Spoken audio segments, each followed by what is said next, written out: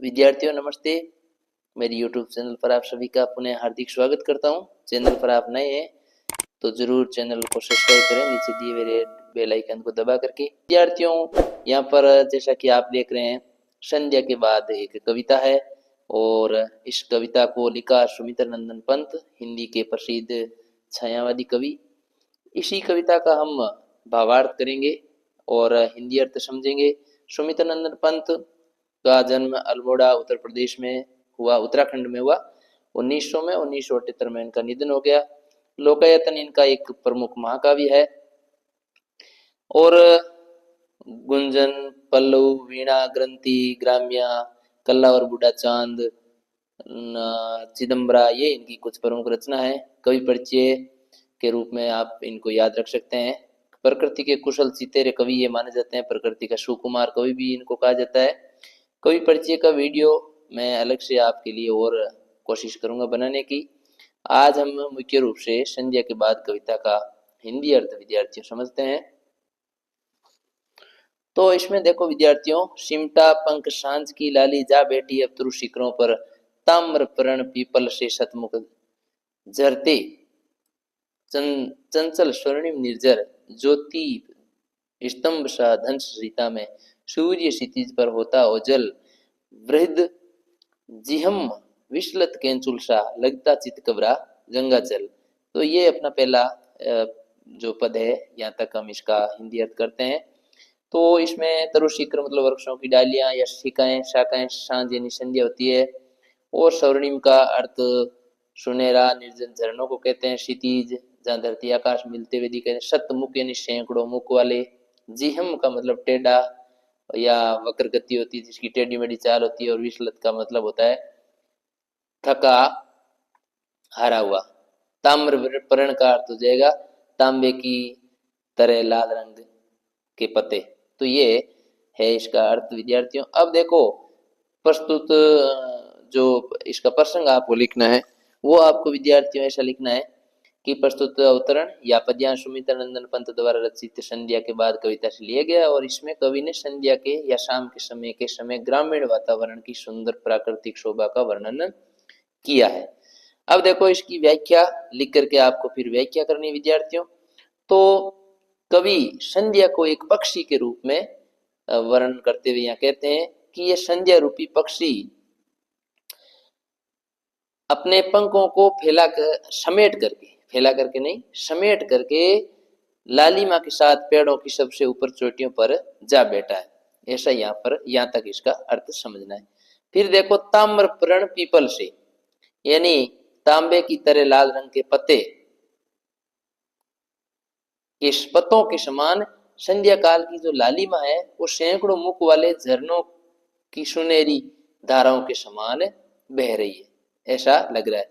यानी झरनों का जो जल है वो या झरनों के जल पर लाल लालिमा या लाल प्रकाश पड़ रहा है।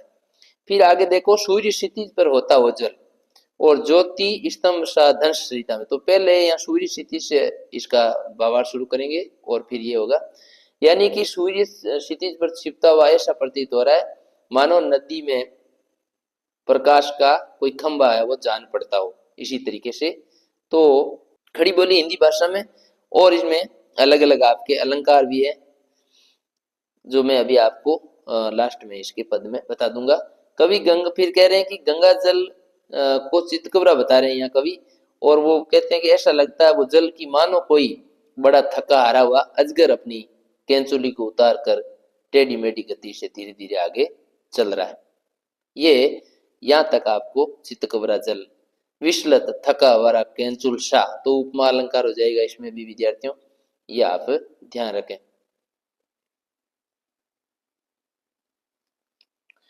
फिर विद्यार्थियों देखो इसमें खड़ी बोली हिंदी भाषा है, तत्सम प्रधान शब्दावली है।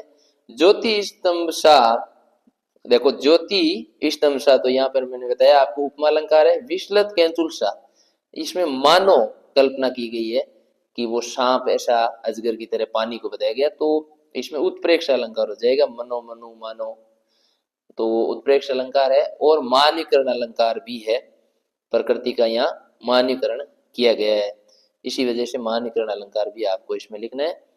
अब विद्यार्थियों देखो इसमें दूसरा पद जो है हम पढ़ते हैं, धूप छां के रंग की रेती, धूप छां के रंग की, अनिल, अनिल का अर्थ होता है वायु, उर्मियों यानी लहरों, अनिल उर्मियों से सर्पांकित यानी सर्पसा अंकित, सर्पसा अंकित, सर्प जैसी आकृति, नील लहरियों में लोड़ित, तो लोड़ित का मतलब होता है मथना या मथित, मतना, लोड़ित का अर्थ हो जाएगा मथना, ये इसका अर्थ लिखने आपको समझना है। पीला जल रजत जलद से बिंबित, रजत का मतलब हो गया चांदी, जलद कहते हैं बादल को, और बिंबित यानी परछाई, शीखता सलील समीर सदा से, तो शीखता रेत को कहते हैं, सलील पानी, समीर वायु या हवा, सदा से हमेशा से, सने पास में प्रेम की पास में या प्रेम के बंधन में, बंदे समुज्जल, अनिल पिघल कर सलील, सलील ज्यों गोती, ज्यों गति, दर्व खो बन गया लवोपल, लवोपल का अर्थ तब बर्फ के छोटे छोटे टुकड़े होते हैं उनको लवोपल कहते हैं। तो यहां तक इसका अर्थ हम करते हैं, भावार्थ समझते हैं विद्यार्थियों। तो कवि यहाँ इसमें जो है वो संध्याकालीन प्राकृतिक दृश्य का चित्रांकन करते हैं, ऐसा प्रसंग में लिखना आपको। वर्णन करते हुए कवि कहते हैं कि नदी तट की जो रेत है और उस रेत पर धूप और छाया का प्रकाश फैला हुआ है, धूप और छाया का प्रकाश फैला हुआ है, और वे रेती या रेत हवा के चलने पर वहां पर उस रेत में सर्प की सी आकृति दिखाई दे रही है, सर्प की जैसी आकृति ले लेती है, सर्प जैसी आकृति अंकित हो जाती है। फिर कवि क्या कह रहे हैं, नील लहरियों में लोड़ित, यानी कवि ये कह रहे हैं कि नदी के जल पर जब सूर्य का प्रतिबिंब पड़ता है तो वो उसे पीला बना देता है, तथा उस पर चांदी के समान सफेद बादलों की, देखो जलद जलद चांदी के समान सफेद बादलों की अच्छी छटा है वो बिखर रही है, और उसको देख करके ऐसा लगता है कि मानो रेत पानी और हवा, रेत पानी एवं हवा सदा से आपस में प्रेम के बंधन में बंधे हुए हैं, ये सने पास में बंधे समुज्वल यानी अच्छी तरह से बंधे हुए हैं। फिर देखो आगे क्या लिखा है, फिर कवि आगे कह रहे हैं, अनिल पिघल कर सनील, सलील ज्यों ज्योति ज्यों गति, दर्व खो बन गया लोपल। और इस दृश्य को देखकर कवि को ऐसा लगता है कि हवा पिघल कर पानी बन गई है, पानी अपनी गति को खो करके छोटे छोटे बर्फ के कणों में बदल गया है या बिखर गया है। इस तरह कवि प्रकृति के तरह तरह के परिवर्तित होते हुए रूप को यहाँ पर बता रहे। अगला देखो पद है विद्यार्थियों, शंख घंट बजते मंदिर में, लहरों में होता लय कंपन, दीप शिखा सा ज्वलित कलश। तो यहाँ पर दीप शिखा का मतलब है दीपक की लो, कलश घड़े को कहते हैं, कंपन यानी कंपन होता ही है, ये आप शब्दार्थ भी ध्यान रखें। नभ ने आकाश में, नभ में उठकर करता निरंजन, तो निरंजन आरती को कहते हैं। तट पर बगुलों सी वरदाएं, विधवाएं जब ध्यान मगन में, ध्यान में मग्न मंत्र, मंत्र धारा में बैठा जिनका अदृश्य गति अंतर रोधन। तो यहां तक इस पद का हम जो है वो भावार्थ करते हैं विद्यार्थियों। आप अच्छी तरह से इसको समझने की कोशिश करें, जिससे कि घर पर अभ्यास भी करें, आपको ये समझ में आ जाएगा। थोड़ा सा कठिन है, लेकिन अच्छी तरह से समझोगे तो कोई ज्यादा आपके लिए कठिन नहीं होगा विद्यार्थियों।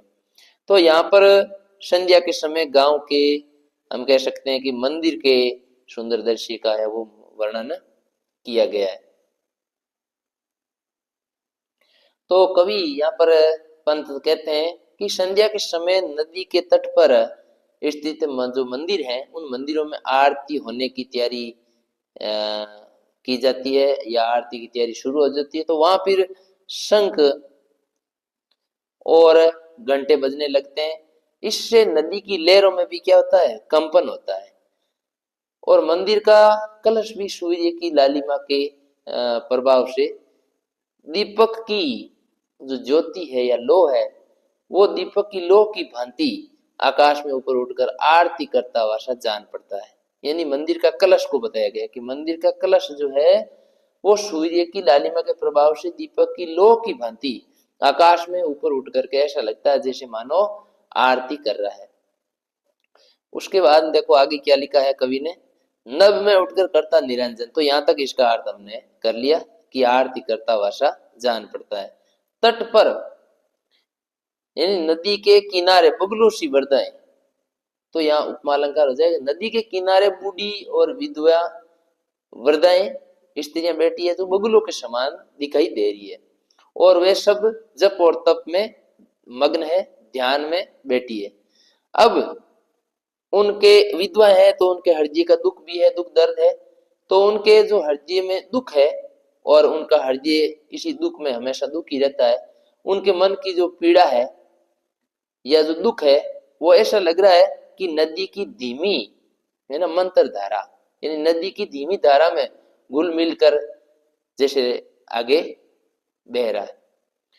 और इसी के साथ इस पानी के बहने के साथ ही उनके हृदय का दुख बाहर तो दिखाई नहीं देता है, लेकिन कवि को ऐसा महसूस होता है। एदर्शी यानी जो दिखाई नहीं देता है वो अंतर्गति रोदन यानी हृदय के अंदर का दुख उस नदी के बहते हुए पानी के साथ धीरे धीरे आगे बहने लगता है।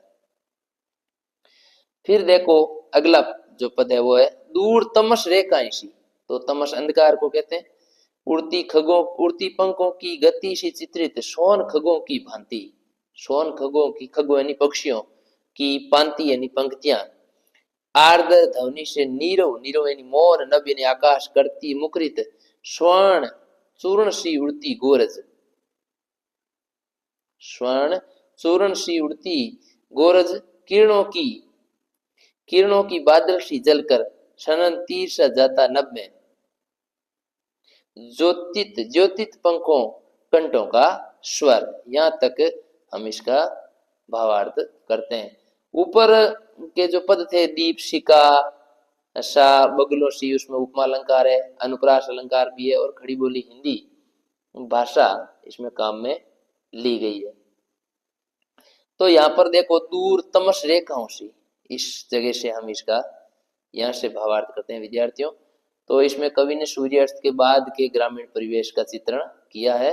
कवि वर्णन करते हुए यहाँ पर देखो विद्यार्थियों पंत कहते हैं कि दूर आकाश में पक्षियों की जो उड़ती पंक्ति है वो अंधकार की रेखाओं जैसी लगती है।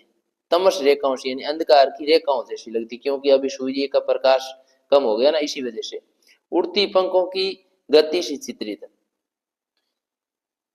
यानी कि संध्या काल के समय पक्षियों के जो पंख हैं वो सुनहरे लगते हैं और ऐसे सुनहरे पक्षियों की पंक्ति अपनी मधुर चहचहाट या आवाज के साथ शांत आकाश मार्ग में गुंजन करती हुई चली जाती है।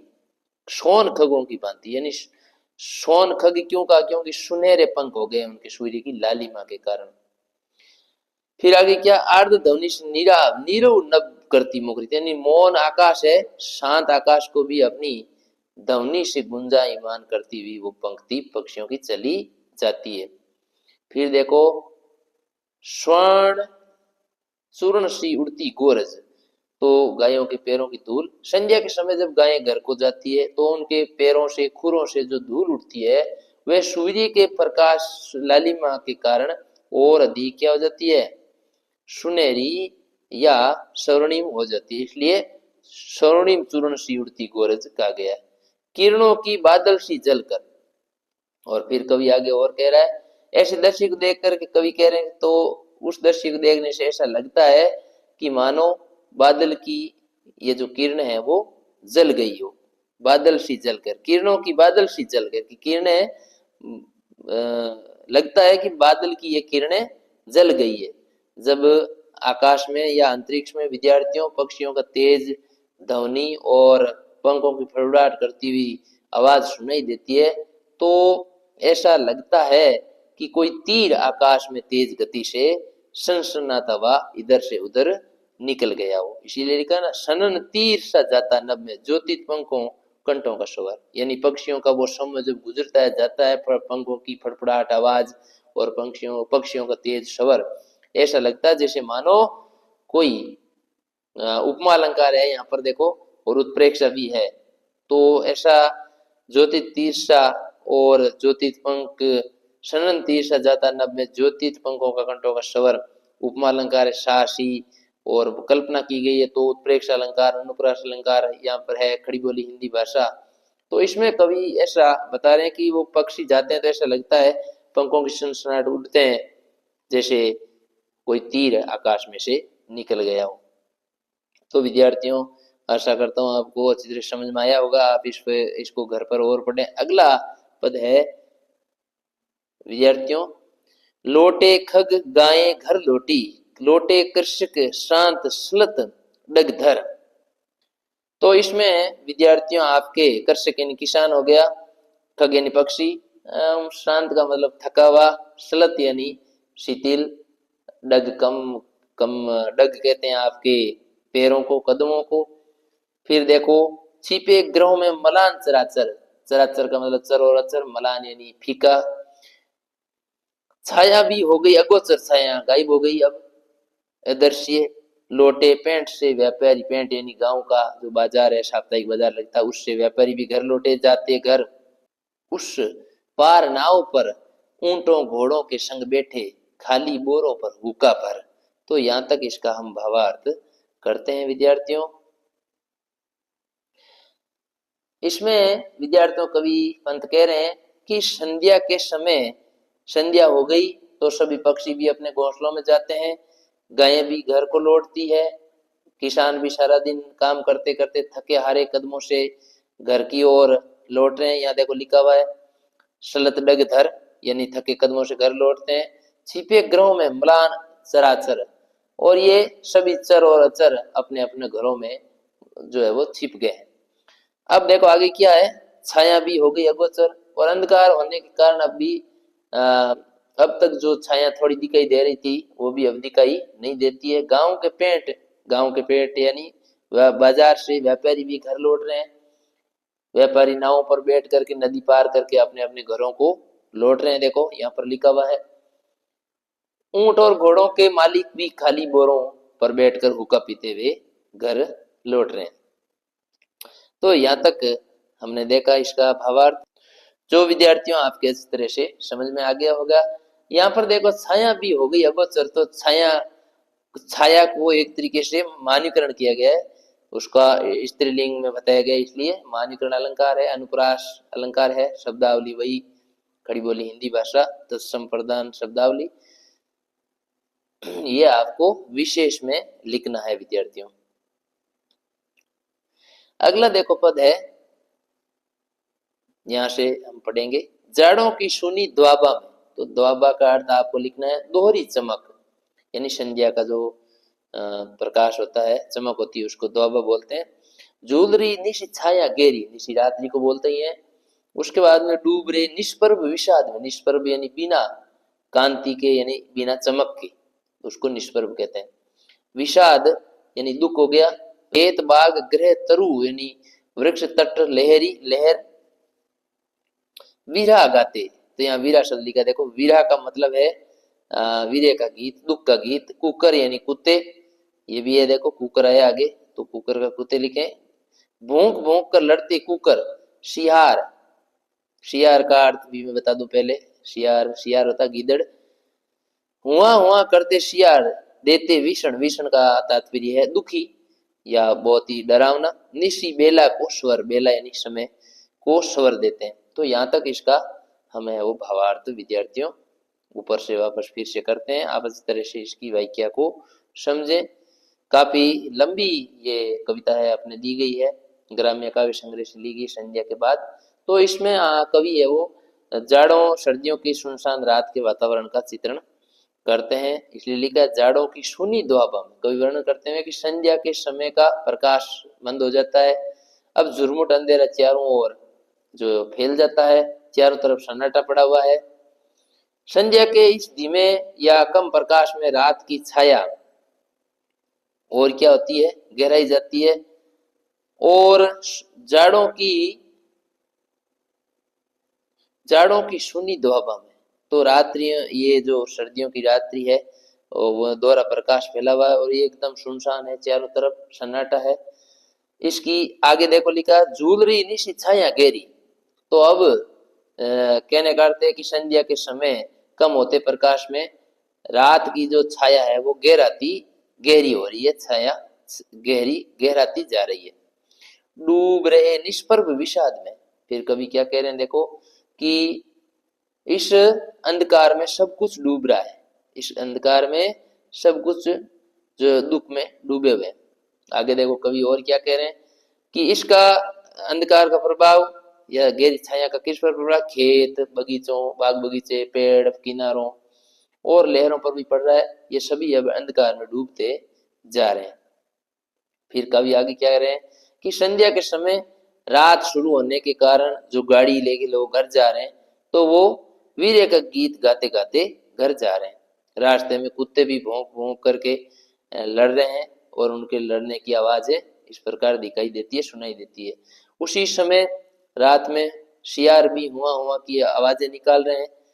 इन सबके आगे देखो कवि और क्या कहते हैं, ये इन कुत्तों की और शियार की जो आवाज है, शवर है, वो इस दुख की रात को क्या कर रहा है, मानो कोई सहानुभूति या मानो एक संवेदना की आवाज दे रहे हैं। ये यहाँ पर कवि कह रहे हैं, यानी कि इस दुख की रात में कुत्ते और शियार भी अपनी आवाज को मिला रहे हैं।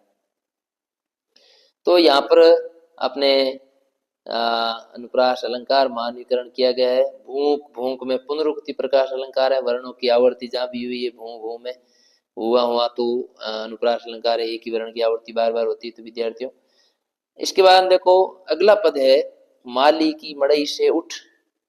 तो मड़ई कहते हैं झोपड़ी को, माली की मड़ई से उठ नभ के नीचे नभ सी धुमाली।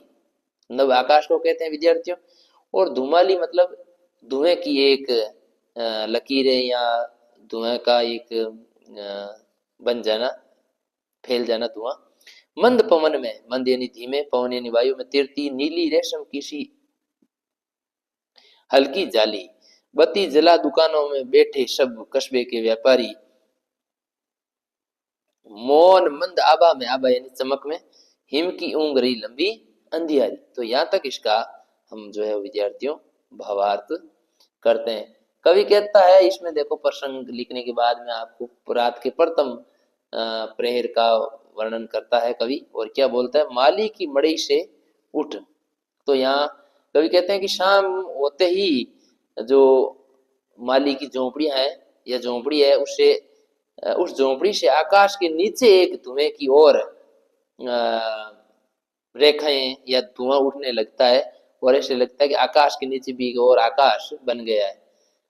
यानी क्या तात्पर्य ये है कि भी झोंपड़ी में वो खाना बना रहे हैं और उस खाना बनाने के कारण, पकाने के कारण ये जो आग जल रही है और उस आग के कारण ये धुएं की लकीर हवा में ऐसी तैरती जान पड़ती है जैसे नीली रेशम की कोई हल्की सी जाली फैली हुई हो। वो धुएं का जो धुआं फैला हुआ है ना विद्यार्थियों, उसको नीली रेशम की जाली के समान बताया गया है। तो उपमा अलंकार हो जाएगा इसमें, नबसी धुमाली और रेशम की जाली दोनों में उपमा अलंकार। फिर कवि आगे और क्या कह रहे हैं देखो, बत्ती जला दुकानों में। उसके बाद में कवि कह रहे हैं कि कस्बे के जो दुकानदार हैं वो रोशनी लिए हुए ढबरी की बत्ती जला करके बैठे हैं और उसमें बैठे रहते हैं। ये बत्ती रोशनी तो बहुत कम देती है ना। लिखा है देखो, बत्ती जला दुकान में बैठे कस्बे व्यापारी मौन मंद आभा, यानी ये कम प्रकाश देती है ढबरी, फिर भी वे रात के अंधेरे में अपनी दुकान चला रहे हैं। और उसकी जो आभा है वो मौन है, मंद है, कम है। मौन तो है ही, मंद प्रकाश है, और वो ऐसा लगता है कि रात के अंधेरे मानो हिम का प्रसार चारों ओर आलस्य फैला रहा हो।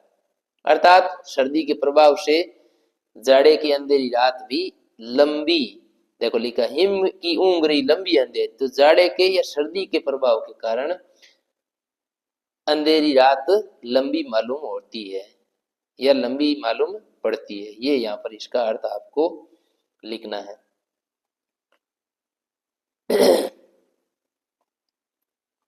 अगला है विद्यार्थियों देखो, धुआं अधिक देती है टिन की ढबरी।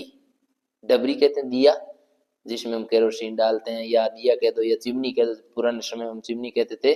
टीन की डबरी कम करती उजियाला, यानी वो प्रकाश तो कम देती, धुआं अधिक देती है चिमनी। मन के कट अवसाद श्रांति, अवसाद दुख को कहते हैं, श्रांति कहते हैं थकान को। आंखों के आगे बुनती जाला, छोटी सी बस्ती के भीतर लेन देन के थोते सपने। दीपक के मंडल में मिलकर मंडराते घिर घिर सुख दुख अपने। यहाँ तक इसका हम भावार्थ करते हैं विद्यार्थियों। तो इसमें कवि है वो व्यापारों के द्वारा जो झूठे सपने बुने जा रहे हैं उसका वर्णन करता है। कवि यहाँ पर क्या कहता है, धुआं अधिक देती है। कवि वर्णन करते हैं कि गांव के जो लोग होते हैं, गरीब होते हैं, तो अच्छी प्रकाश की व्यवस्था हो नहीं थी। टीन की जो एक चिमनी या डबरी होती है उसमें बत्ती जलाकर उससे ही प्रकाश दे करने कोशिश करते हैं, लेकिन बहुत कम प्रकाश होता है उसका। धुआं अधिक देती है, कम करती है उजियाला। टीन की जो ये डबरी है, धुआं काफी निकलता है, प्रकाश कम करती है। और इस मंद कम रोशनी में ही मन की वेदना दुख आंखों के सामने जाला सा बुनकर प्रतीत। मन के कड अवसाद श्रांति, तो दुख और थकान मन के सब वो इस प्रकार जाले के रूप में बुनता हुआ सा प्रतीत होता है आंखों के सामने। फिर देखो लिखता है कवि आगे क्या कहते हैं, कहने का अर्थ ये हुआ कि यहाँ पर जो दुकानदार है वो सभी क्या है, दुखी है, अपने व्यापार से दुखी है, क्योंकि वे छोटी बस्ती है और इसमें ज्यादा लेन देन होता नहीं है, और ज्यादा लेन देन की आशा करना भी बेकार है। यहाँ ग्राहक कम बहुत आते हैं, बहुत कम आते हैं या नहीं के बराबर हैं। तो इसी कारण कवि कहते हैं। फिर कवि आगे और कहते हैं, छोटी सी बस्ती के भीतर लेन देन के थोते सपने। तो यहाँ लेन देन के जो मैंने अभी पहले ही बता दिया कि भी आशा करना ज्यादा व्यर्थ है। फिर दीपक के मंडल में मिलकर मंडराते घिर सुख दुख अपने। अब इस दीपक के कम प्रकाश में वो घिरा हुआ व्यापारी बैठा है और अपने मन के समस्त सुख और दुख में घिरा हुआ है, और उसके कहने करते आसपास सुख और दुख उभर कर मंडराते रहते। ये मंडराते कीर सुख दुख अपने, यानी कहने करते उसके मंद प्रकाश में उसको सुख और दुख घेर लेते हैं। तो यहाँ पर आपको ये लिखना है संध्या के बाद की कविता में। एवं सुख दुख में आरोप लगेगा तो यहाँ रूपक अलंकार हो जाएगा सुख दुख में। और डिबरी ऐसे कुछ शब्द भी काम में लिए गए जो आंचलिक शब्द हैं, ग्रामीण शब्द हैं। डिबरी है, थोत्ते सपने हैं ये। अब देखो अगला पद है विद्यार्थियों, कंप कंप उठते लो के संग, कातर उर क्रंदन मूक निराशा। तो कातर यानी दुखी, लो यानी आपके ज्योति या प्रकाश, दीपक की जो लो होती है, उर यानी हृदय, मूक निराशा यानी चुप, मौन दुख, मौन का दुख हो गया, मूक चुपी रहने वाला। क्षीण यानी कमजोर, क्षीण ज्योति ने चुपके ज्यों, गोपन मन को दे दी हो भाषा, लीन हो गई क्षण में बसती। लीन यानी गायब हो जाना, डूब जाना।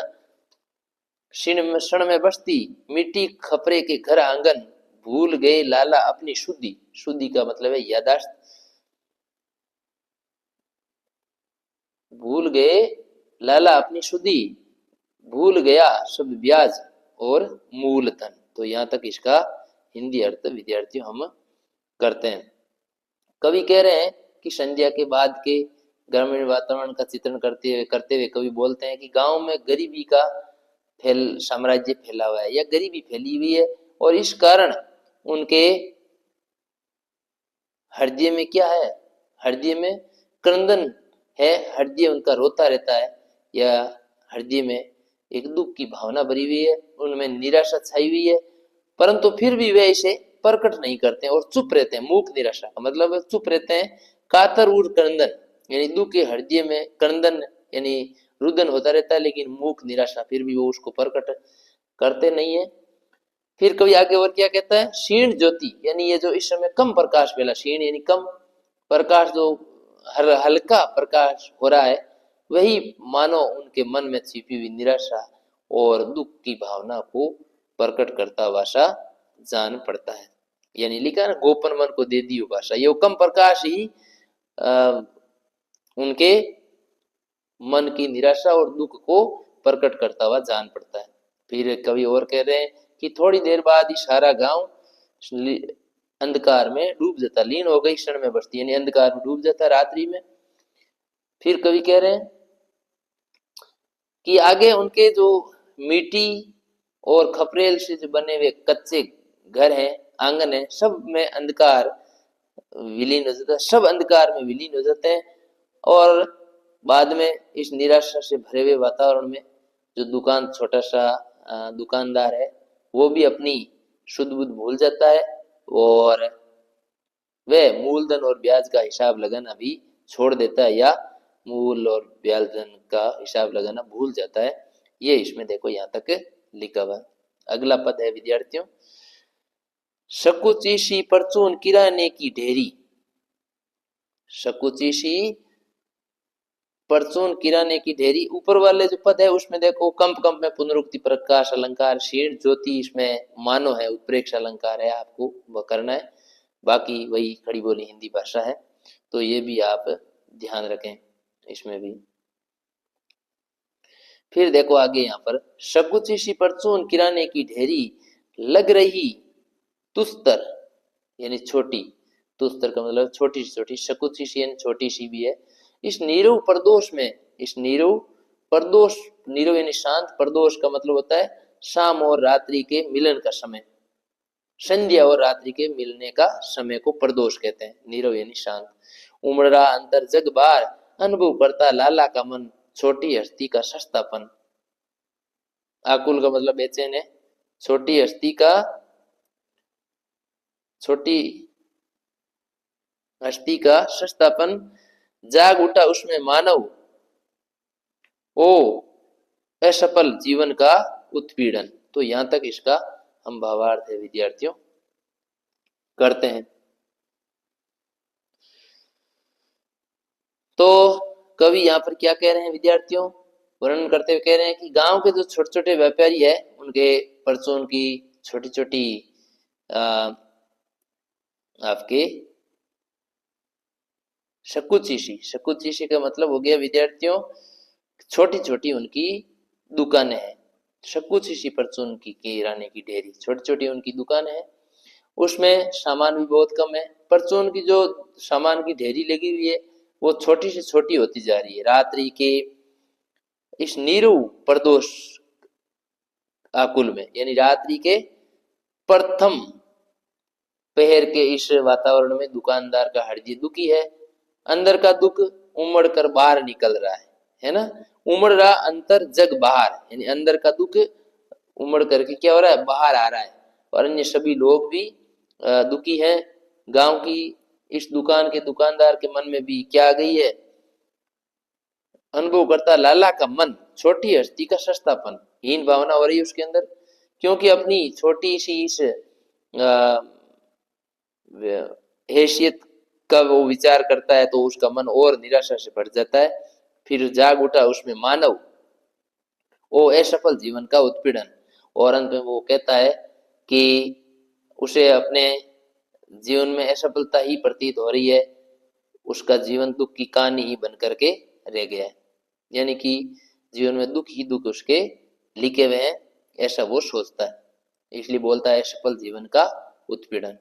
यानी ये असफलता ही हमेशा जीवन के लिए दुखी और उत्पीड़न बनी हुई है। फिर देखो विद्यार्थियों एक पद और हम देखते हैं अगला, जिसमें क्या लिखा है कि कहां तक पढ़ा था हमने, यहां तक पढ़ा था उत्पीड़न। आगे देखो क्या है, दैन्य दुख अपमान गलानी, दैन्य दीनता, गलानी का मतलब हो गया अपने ऊपर खुद पर घृणा आना। चिर यानी स्थायी, शुद्धित पिपासा भूख और प्यास, मृत अभिलाषा मरी हुई इच्छाएं, बिना आय की क्लांति बन रही, क्लांति का मतलब है दुख पीड़ा। उनके जीवन की अभी परिभाषा जड़, जड़ का मतलब है बेजान निर्जीव, अनाज के ढेर से दर्श ही वे दिन भर बैठा गद्दी पर, बात बात पर झूठ बोलता, बात बात पर झूठ बोलता, कोड़ी की स्पर्धा में मर मर। तो यहाँ तक इसका हम भावार्थ है वो करते हैं विद्यार्थियों। तो कवि इसमें अपने गांव में छोटी सी दुकानदारी करने वाले दुकानदार की उसकी दिमाग की या मानसिकता का वर्णन इसमें किया गया। कवि क्या कह रहे हैं कि दैन्य दुख अपमान गलानी, यानी गांव के अत्यंत छोटे व्यापारी दुखी जीवन बिता रहे हैं। वे दीन, दुखी और घृणा के भावों को सहन करते हैं। वे भूखे और प्यासे हैं। देखो यहाँ शुद्धित यानी भूखा और पिपासा यानी प्यासा, भूखे और प्यासा है, उनकी इच्छाएं मर गई है। बिना आय के जीवन उनका दुखी बन गया है। उनके जीवन की यही दुख ही उनके जीवन की अब परिभाषा बनकर रह गई है। गांव का दुकानदार निर्जीव अनाज की ढेरी के समान दिन भर दुकान की गद्दी में बैठा रहता है, उसकी बिक्री होती नहीं है। इसी कारण वह पैसा कमाने की पूरी कोशिश करता हुआ हर बात बात पर झूठ बोलता है। या ये इस प्रकार का वर्णन इसमें किया गया विद्यार्थियों। तो इसमें आपको अनुप्रास और उपमा अलंकार लिखना है और खड़ी बोली हिंदी भाषा तत्सम प्रदान शब्दावली। फिर देखो आगे क्या कवि कहता है कि संजय के बाद कविता में फिर भी क्या कुटुंब पलता है, कुटुंब परिवार को कहते हैं। रहते स्वच्छ सुघर सब परिजन, सुघर सुंदर घर, बना पार आवे पक्का घर, यानी प्रश्नवाचक शैली है, पूछ रहा है कि क्या वह पक्का घर बना पा रहा है। मन में सुख है जुड़ता है धन, खिस गई कंधों से कतड़ी, कतड़ी मतलब गुदड़ी, खिस गई कंधों से कतड़ी। ठिठुर्रा अब सर्दी, ठिठुर्रा अब सर्दी से तन, तन यानी शरीर, सोच रहा बस्ती का बनिया, सोच रहा बस्ती का बनिया, घोर व्यवस्था का निज कारण। यहाँ तक ये पद है, इसका हम हिंदी अर्थ विद्यार्थियों करते हैं। फिर भी क्या कुटुंब पलता है, कवि वर्णन करते हुए कहते हैं कि क्या झूठ बोलने से इस छोटी सी दुकान में सारे प्रयत्न उसने कर लिए, फिर भी परिवार का भरण पोषण होता नहीं, और न ही उसको पहनने के लिए साफ सुथरे कपड़े परिजनों को मिल पाते हैं, न ही वे स्वस्थ रह पाते हैं, और वे अपने लिए नई पक्का घर बना पा रहा है। मन में सुख है जुटता है धन, क्या मन में सुख भी है, यानी उनके मन में सुख भी नहीं है और नहीं वह धन कमा पाता है। खिसक गई कतड़ी से कंधों से कतड़ी, वे फटे पुराने कपड़े जो है या उन फटे पुराने कंधों पर जो कपड़े हैं, फटे कपड़ों की बनी गुदड़ी डाले हुए हैं, और वो भी अब धीरे धीरे शरीर उसके शरीर से क्या हो रही है, खिसक रही है, जिसके कारण उसका शरीर कांप रहा है, क्योंकि वे सोचता है कि उसका जीवन हर मोर्चे पर या हर मोड़ पर विफल ही रहा है, असफल ही रहा है। और इसी सोच रहा बस्ती का बनिया, ठिठुर्रा अब सर्दी से तन, कतड़ी जो गुदड़ी है वो कंधों से खिसक जाती है, उसका शरीर तन सर्दी से ठिठुर रहा है, कांप रहा है। सोच रहा बस्ती का बनिया, अब वो बनिया है जो इस प्रकार सोचता है कि उसका जीवन इतनी घोर विवशताओं और दुखों से क्यों भरा हुआ है ना। घोर विवशता का निज कारण, वो ये खुद का इसका कारण भी सोचता है कि ये क्या कारण है कि मेरा जीवन इतने दुखों से घिरा हुआ है और दुखों से भरा हुआ है। तो इसमें सहज सरल भाषा का प्रयोग है वो विद्यार्थियों किया गया है।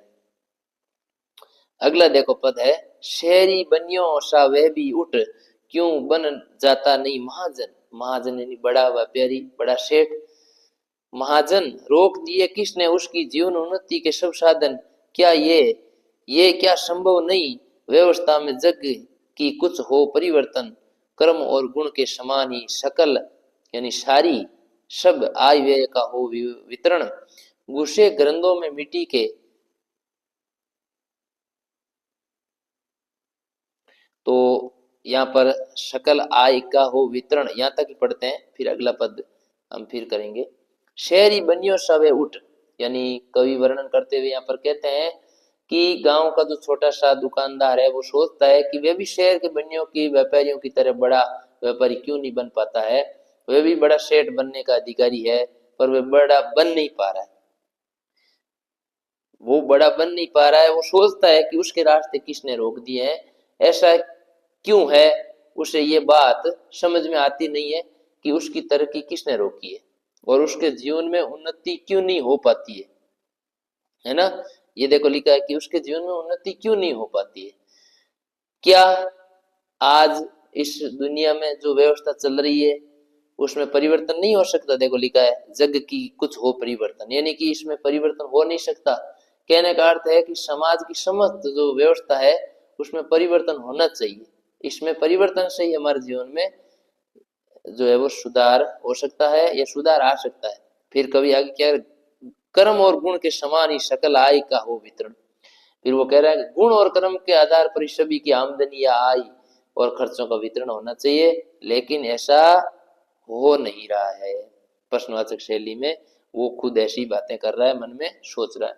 तो यहाँ पर अनुप्रास और खड़ी बोली हिंदी भाषा अलंकारों का प्रयोग करते हुए वो बताता है।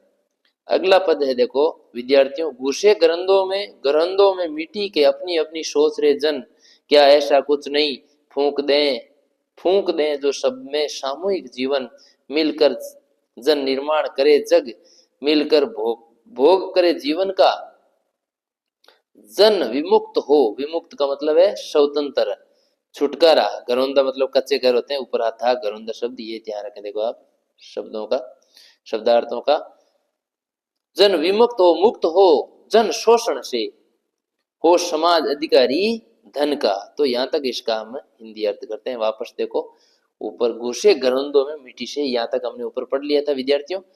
यहाँ कवि कह रहा है, पंत कह रहे हैं कि गांव के जो लोग हैं वो अपने अपने कच्चे घरों में घुस गए हैं और अपने बारे में सोच रहे हैं कि किस प्रकार लोगों का, जो सभी लोगों का जीवन है, किस साधन से सभी लोगों के एक समान सारी सुविधाओं का भोग करें, कि ऐसा कुछ हो जिससे सभी लोग जीवन में सामूहिक जीवन ऐसा हो जाए कि जीवन के साधन के कि कौन सा ऐसा साधन हो जिसमें सभी लोग एक समान सारी सुख सुविधाओं का भोग करें।